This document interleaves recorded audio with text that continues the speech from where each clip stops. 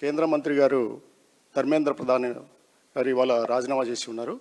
భారత ప్రజాస్వామ్యంలో ఒక నైతిక బాధ్యత అలాగే జవాబుదారీతనం, అకౌంటబిలిటీ అండ్ మోరల్ రెస్పాన్సిబిలిటీని ఈ రెండు చాలా ముఖ్యమైన అంశాలుగా భావించాలా. నీటికి సంబంధించి ఏదైతే అక్రమాలు జరిగాయో, రద్దు అయ్యిందో వాటికి సంబంధించి కేంద్ర మంత్రి రాజీనామా చేయడం అనేది చాలా శుభ పరిణామంగా నేను భావిస్తున్నాను. అలాగే ఆంధ్రప్రదేశ్ నుంచి ముఖ్యంగా మెగా డిఎస్సి నిర్వహించడంలో ఫెయిల్యూర్ అయింది ప్రభుత్వము. ఆంధ్రప్రదేశ్లో మెగా డిఎస్సి బాధితుల నుంచి అలాగే ప్రజల నుంచి, నిరుద్యోగుల నుంచి తరపున మా పార్టీ తరపున కూడా నేను డిమాండ్ చేస్తున్నది ఏమిటంటే, విద్యాశాఖ మంత్రి ఎవరైతే ఉన్నారో లోకేష్ గారు రాజీనామా చేయాలని నేను గట్టిగా డిమాండ్ చేస్తున్నాను. డిఎస్సి అక్రమాలకు సంబంధించి ప్రతి ఆధారాన్ని కూడా ప్రజల ముందు మా పార్టీ అధినేత జగన్మోహన్ రెడ్డి గారు ఉంచారు. చాలా ప్రశ్నలకి ఈ ఆంధ్రప్రదేశ్ ప్రభుత్వం, ముఖ్యంగా విద్యాశాఖ మంత్రి గారు సమాధానాలు చెప్పాలి. సమాధానాలు చెప్పకుండా రాజకీయంగా ఎదురుదాడికి దిగుతున్నారు, ప్రజల్ని మభ్యపెడుతూ ఉన్నారు. చాలా ప్రశ్నల్లో కొన్ని ముఖ్యమైన ప్రశ్నలు ఏంటంటే, ముఖ్యంగా అవుట్సోర్స్ విద్యార్థికి, అవుట్సోర్స్ ఉద్యోగికి ఎలా మొదటి ర్యాంకు వచ్చింది అనేది మొదటి ప్రశ్న. అంతేకాకుండా అవుట్సోర్స్ ఎవరైతే మొదటి ర్యాంక్ వచ్చిన వ్యక్తిని సర్టిఫికేట్ల వెరిఫికేషన్ కూడా పిలవలేదు. ఇది కాకుండా ఎప్పుడైనా కూడా ఈ రాష్ట్రంలో మెగా డిఎస్సి లాంటి నియామకాలు జరుగుతున్నప్పుడు కలెక్టరేట్లలో మొత్తం మెరిట్ లిస్టును ఉంచేవాళ్ళు. అది అలాంటి లిస్టులను కూడా ఉంచలేదు. అంతేకాకుండా ఆన్లైన్లో పెట్టిన మెరిట్ జాబితాలో కూడా చాలా మార్పులు చేర్పులు చేశారనేది కూడా ప్రధానమైన ఆరోపణ. అలాగే జీవో నెంబరు 447 ముందు రిలీజ్ చేసి దాని తర్వాత 56 ద్వారా వాటిని మార్చిన సందర్భాన్ని కూడా మనం చూసాం. నిజంగా కూడా కాంపిటేటివ్ పరీక్షలు రాయడం అనేది, దానికోసం ప్రిపేర్ అవ్వడం అనేది చాలా శ్రమతో కూడుకున్న పని, వ్యయ ప్రయాసాలకు కూడుకున్న పని. ప్రభుత్వాలు వాటిని సక్రమంగా పరీక్షలు నిర్వహించలేనప్పుడు ఆ బాధ ఆ కుటుంబాలకు కానీ, అభ్యర్థులకు కానీ పెద్ద ఎత్తున ఉంటుంది. అవి అనుభవించిన వాళ్ళకే తెలుస్తాయి. నేను కూడా గతంలో పోటీ పరీక్షలకు ఎన్నోసార్లు పాల్గొనడం జరిగింది. ఆ పరీక్షల రిజల్ట్ సక్రమంగా లేనప్పుడు ఏం జరుగుతుందంటే దేశానికి చాలా నష్టం జరుగుతుంది, రాష్ట్రానికి చాలా నష్టం జరుగుతుంది. ఇప్పుడు నీటి సక్రమంగా జరక్క అసమర్థులు ఇంకా వచ్చి ఉంటే ఆ వైద్య విధానం అంతా, ఆ డాక్టర్లంతా కూడా అయోగ్యులకు వచ్చి ఉండేది.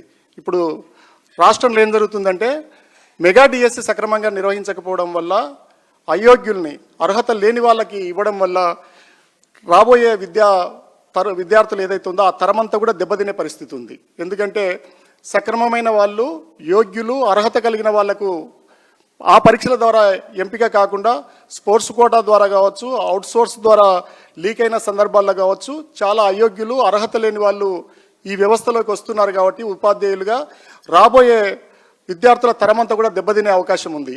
అంతేకాకుండా మనం చూస్తే దేశంలో ఏం జరిగింది, నీట్ సక్రమంగా జరగనప్పుడు దాన్ని రద్దు చేశారు.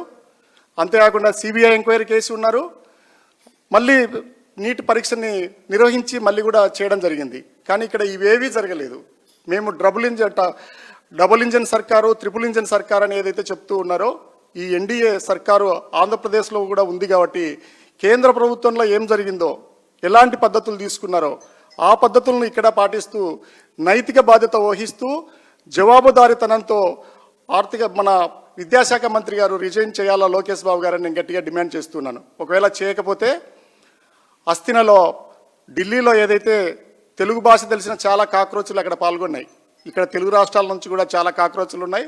ఆంధ్రప్రదేశ్లో కూడా ఈ నీటి ఏదైతే మెగా డిఎస్సి అక్రమాలకు, అవినీతికి పాల్పడిన సందర్భాలు ఉన్నాయో దాన్ని రద్దు చేయకపోతే అలాంటి కాక్రోచులే ఈ ప్రాంతంలో కూడా పెద్ద ఎత్తున ఆందోళనకు దిగుతారని నేను హెచ్చరిస్తున్నాను.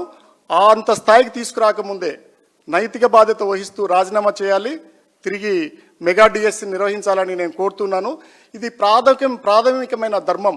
ఏదైతే అనుమానాలు వచ్చినాయో ప్రభుత్వం వాటిని అన్నింటినీ కూడా నివృత్తి చేయాల్సిన అవసరము, దోషులను శిక్షించాల్సిన అవసరము, తిరిగి మెగా డిఎస్సిని నిర్వహించాల్సిన అవసరం చాలా ఉంది. ఇవన్నీ కూడా పక్కన పెట్టి ఎదురుదాడికి దిగి ఎవరైతే ప్రశ్నించారో వాళ్ళ మీద కేసులు పెట్టి ఈ ప్రభుత్వము కాలం గడిపింది.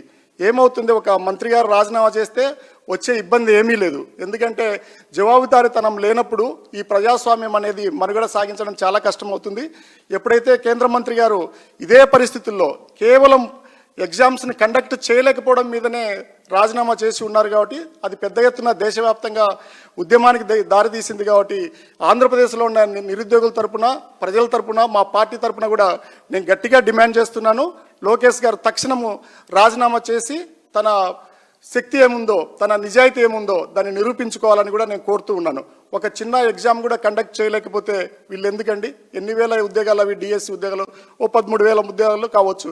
కానీ 1,13,000 ఉద్యోగాలు మేము సెక్రటేరియట్ల కోసము ఏ ఇబ్బందులు లేకుండా నిర్వహించిన సందర్భాన్ని కూడా మీరు చూసి ఉన్నారు.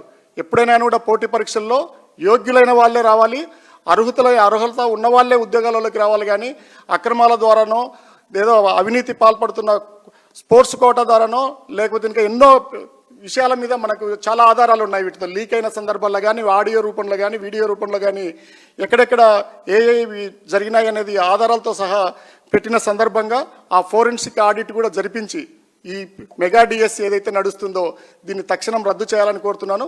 అన్నిటికంటే ముందు కూడా లోకేష్ బాబు గారు రిజైన్ చేయాలని నేను కోరుతున్నాను. ఒక విద్యాశాఖ మంత్రిగా మీకు ఒక ఎగ్జామ్ కండక్ట్ చేయడమే చేతగానప్పుడు మీరు ట్రిపుల్ ఇంజన్ సర్కార్లో భాగమై ఉన్నారు, ఎన్డీఏ ప్రభుత్వంలో భాగమై ఉన్నారు. ఏదైతే కేంద్ర ప్రభుత్వంలో వాళ్ళు ఈరోజు చేసి ఉన్నారో, కేంద్ర మంత్రి గారే దేశానికంతా ప్రాతినిధ్యం వహిస్తున్న కేంద్ర మంత్రి గారే జవాబుదారీతనంతో అలాగే నైతిక బాధ్యత వహిస్తూ రాజీనామా చేసినప్పుడు ఒక ఆంధ్రప్రదేశ్లో మంత్రిగా నీ బాధ్యత, మీరు రాజీనామా చేయాలి.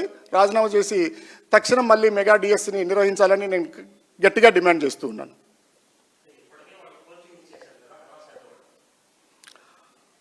నేను ఇందాక అదే కదా చెప్పాను, అర్హత లేని వ్యక్తుల్ని విద్యారంగంలోకి పంపడం వల్ల చాలా కష్టమవుతుంది. వాళ్ళకి అర్హత లేదో అంతగా వాళ్ళు అయి ఉంటే మళ్ళీ రెండోసారి నిరూపించుకుంటారు. వాళ్ళ అర్హత లేదని కదా మేము చెప్తూ ఉన్నాము. ఖచ్చితంగా ఆధారాలతో చూపుతున్నప్పుడు వీళ్ళు కనీసం చెవిన కూడా పెట్టకుండా వాళ్ళు ముందుకెళ్ళారు. అసలు దాని మీద సిబిఐ ఎంక్వైరీ చేసి అర్హత ఉందో లేదో చూసుకొని కదా వాళ్ళు ఉద్యోగాలకు ముందు పంపాలి. ఎన్నో సంవత్సరాల నుంచి పెండింగ్ ఉండేది అంత తొందరగా పంపాల్సిన అవసరం ఏముంది? వాళ్ళ అవినీతి బయటపడుతుందని వాళ్ళు ఒప్పుకున్నారు కాబట్టి, వాళ్ళు అవినీతికి పాల్పడ్డారు కాబట్టి, వాళ్ళతో డబ్బులో ఇంకోటో తీసుకొని ఉన్నారు కాబట్టి అంత తొందరగా వాళ్ళకు ఉద్యోగాలు ఇచ్చినారని నేను అనుకుంటున్నాను.